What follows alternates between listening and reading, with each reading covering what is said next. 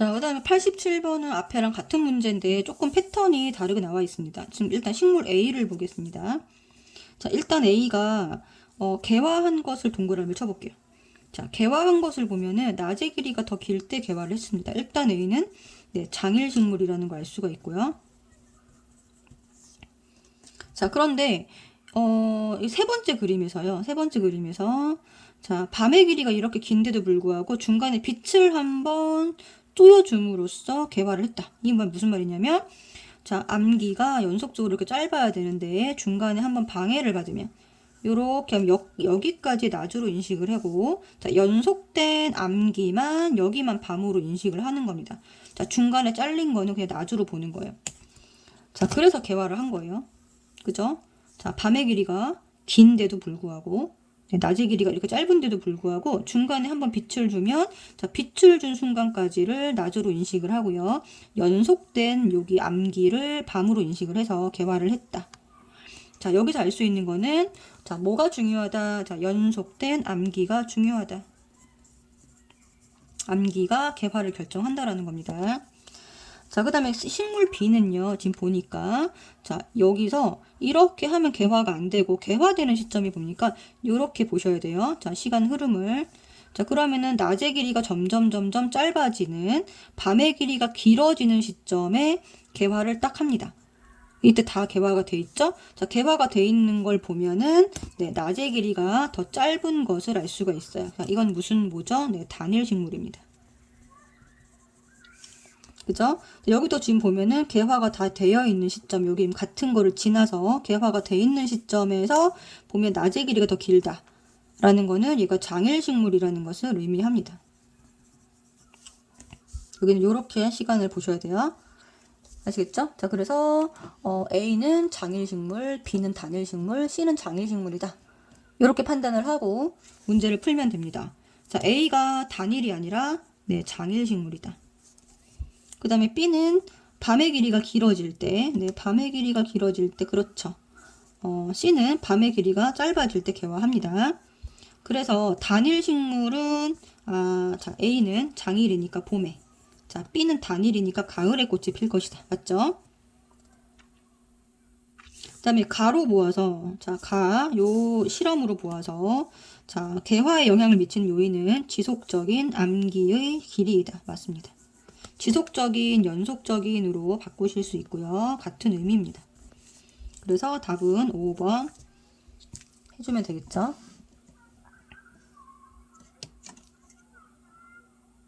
그 다음에 88번을 보면요. 다음은 생물이 환경에 적응한 예시인데 개구리는 겨울이 오면 겨울에 동그라미 치고 이게 온도죠.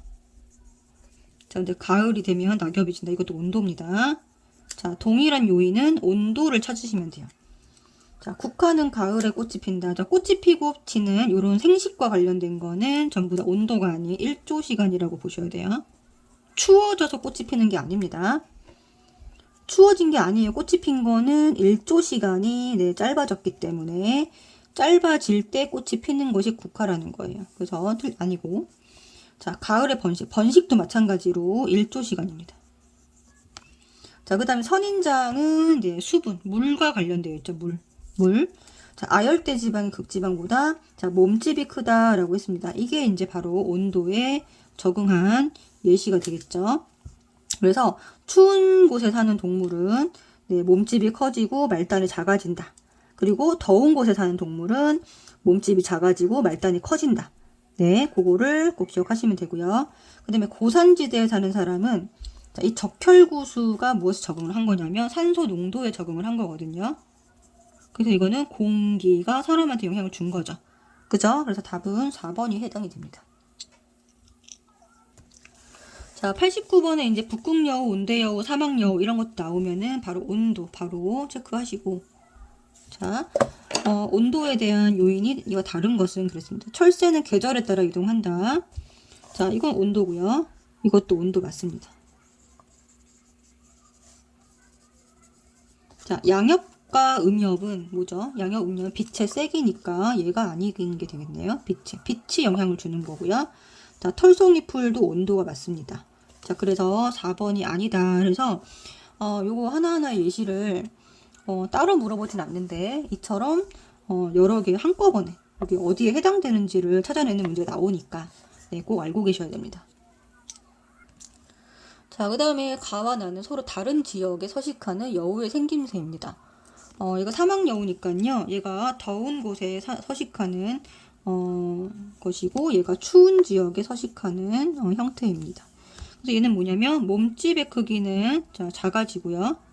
자, 몸집이 작아져야 표면적이 늘어나서 자, 부피 대비 표면적이 커지게 되죠. 이 전체가 네, 몸집이 작아지면 커지게 됩니다. 자, 그래서 열을 발산하기에 유리한 구조다 라고 이해를 하시면 돼요. 부피분의 표면적이 커지는 겁니다. 더운 지역에서는. 자, 몸집은 작아지고 말단부는 커진다. 자, 대신에 이제 반대로 추운 지역은 몸집은 네, 커지고요. 열을 발산하면 안 되니까요. 그쵸? 그 다음에 말단부는 작아진다. 이게 되고, 자, 부피분의 표면적은 네, 작아지겠죠. 이 전체가 감소해서 열을 발산하지 않는다라는 거예요. 자, 가는 나보다 추운 지역에 서식한다. 틀렸고요. 자, 가는 말단부가 커서 열을 방출하는 데 유리하다. 그쵸? 나는 몸집이 크고 말단부가 작아서 열 방출이 적다. 맞습니다. 가와 나의 몸집과 말단부 크기가 다른 것은 온도에 그렇죠. 온도에 적은 결과라서 답은 5번이 됩니다. 자, 이제 9번, 91번 사막에 사는 도마뱀이 나타나는 거죠. 사막에 하면 이제 물에 대한 적응이겠죠. 샌드피쉬라는 도마뱀은 사막과 같은 건조한 환경에서 서식한다. 그래서 뭐 쐐기형으로 가진 코를 갖고 자, 전체 비늘로 덮여 있어서 건조한 날씨를 견디기에 적합하다. 물과 관련된 걸 고르면 되는 거예요. 자, 가을이 되면 단풍이 든다. 이건 온도고요. 자, 곤충의 키틴질. 얘가 물 맞습니다. 그죠? 바다의 깊이에 따른 해조류. 이거는 빛의 파장. 자, 선인장의 저수 조직. 이게 물이죠. 자, 장일식물, 단일식물은 빛이 아니라 일조시간. 자, 빛을 받는 시간에 따라서 이제 번식하는 것에 영향을 받는 겁니다. 자, 꽃이나 아니면 알을 낳는 산란 시기 이런 것들은 전부 다 네, 번식과 관련이 있고 이거는 일조시간. 일조시간이다. 이거 꼭 기억을 하셔야 돼요. 그래서 물과 관련된 거는 2번하고 4번입니다. 그래서 물과 관련된 건 꼭 기억하셔야 될 게 도마뱀의 비늘, 그 다음에 매미의 이제 몸 표면, 곤충의 키틴질, 그죠? 그리고 소변량이 매우 적은 거 있죠. 사막에 사는 쥐라든가 아니면은 낙타 오줌의 농도가 매우 진하다든가 이런 것들, 그리고 선인장의 저수 조직 이런 것도 다 물과 관련된 겁니다. 그죠? 자, 그 다음에 선인장은 수분이 적은 사막에 서식하는 건생식물이고요. 반면에 이제 이러한 수련 등은 수생식물은 물이나 물 수면 위에 서식한다. 자, 이러한 서식 환경의 차이로 인해서 건생식물과 수생식물의 조직과 기관이 서로 다르다. 자, 조직은 뭘로 얘기하셔야 되냐면 저수 조직이냐 통기 조직이냐 이걸로 말씀하시면 되고요. 기관은 뿌리냐 뭐 줄기냐 뭐 이런 것들 얘기하면 되는데 선인장의 특징은 이 기관 중에서 자, 잎이 기관이에요. 자, 잎이 뭐로 바뀌었다? 가시로 바뀌었다. 그죠? 선인장 이제 사막은 수분이 적은 환경이기 때문에 네, 잎이 크면 손실되는 증산으로 손실되는 수분량이 많잖아요. 그래서 그것을 줄이기 위해서 나가는 수분의 양을 줄이기 위해서 잎을 가시로 바꾼 거예요. 그래서 요거 잎과 관련된 거 하나 쓰고 자, 그 다음에 물을 가두고 있는 저수 조직이 발달했다. 이러면 되고요. 수련 같은 경우는 자, 물에 떠 있기 때문에 자, 뿌리 발달이 미약하다라고 쓰시면 되고요. 자, 뿌리가 기관이죠. 그죠? 자, 그 다음 여기는 이제 물 위에 떠서 있어야 되기 때문에 통기 조직이 발달했다. 이렇게 써주시면 됩니다. 그래서 이거 기관과 조직으로 이렇게 써주시면 돼요. 자, 93번을 보겠습니다. 생물과 환경 요인 상호 관계이다. 자, 추운 지역에 사는 동물은 몸집이 크고 말단부 크기가 작다. 네, 맞는데 이거 온도랑 관련된 거고요. 그죠? 고산지대에 사는 사람 적혈구수라고 해서 산소를 효율적으로 운반한다. 그래서 이거는 이제 공기의 조성이죠. 그죠? 자, 근데 토양 미생물은 생물의 사체나 배설물을 분해하여 토양 속의 양분을 증가시킨다. 그래서 이건 반작용인데, 자, 생물이 토양의 성분을 바꾸는 겁니다. 그래서 이거는 이제 토양과 관련된 거죠. 자, 가와 관련된 비생물 요인은 온도가 맞고요. 나와 관련된 건 일조시간이 아니고 공기에 해당됩니다. 자, 그 다음에 나는 분해자의 활동이 토양에 미치는 영향이다. 맞죠? 그래서 이거는 이제 반작용에 해당된다. 그래서 기억 디귿 3번 해주시면 됩니다. 자, 94번 생물에 영향을 미치는 환경 요인을 옳게 짝지은 것은 그랬습니다. 자, 파충류와 조류의 알은 단단한 껍질로 쌓여 있다. 자, 이거는 자, 단단한 껍질과 알 이런 거는 네, 수분, 물과 관련된 겁니다. 자, 그다음에 가을에 자, 이렇게 되는 건 빛의 파장이 아니죠. 자, 꽃이 핀다라는 건 번식과 관련된 거기 때문에 네, 일조 시간이 영향을 미칩니다. 그 다음에 한 식물에서도 위치에 따라 양엽과 음엽이 존재한다. 이게 일조 시간이 아니라 빛의 세기에 따라서 다른 거고요. 자, 이게 사막의 농도가 진한 오줌을 배설한다라는 게 물이 맞죠.